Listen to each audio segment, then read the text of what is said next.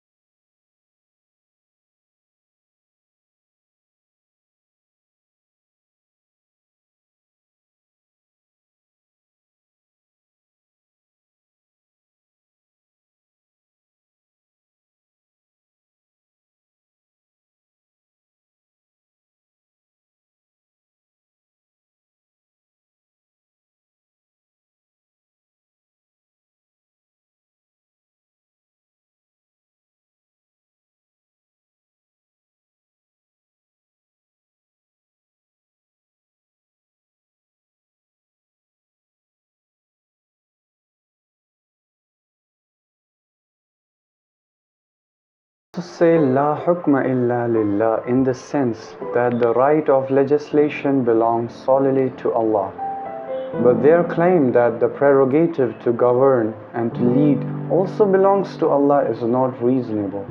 After all, the laws of Allah is needed to be implemented by human beings. Man cannot do without a ruler, good or evil. It is under the protection of a state that the believers strive for God's sake and unbelievers derive material benefits from their worldly endeavors, and men attain the fruits of their labor. Taxes are collected, aggressors are repelled, security is maintained, and the weak reclaim their right from the strong through the court. The process continues until the good citizens are happy and secure from the evils of miscreants. Ali alayhi salam despises a power and politic when it serves as an instrument of gratification of lust for power and political ambition, when it's derived as an end in itself, considering such kind of power devoid of any value. The same power and leadership is regarded as paramount sanctity if it is used as means for establishing an execution of social justice and service to society, something for which he is willing to fight any opportunist and political adventurer seeking to grab power and illegitimate wealth. In its defense, he does not hesitate to draw his sword against plunderers and usurpers. The same power and leadership regarded as paramount sanctity if it is used for establishing execution of social justice. He does not hesitate to draw his sword against plunderers and usurpers.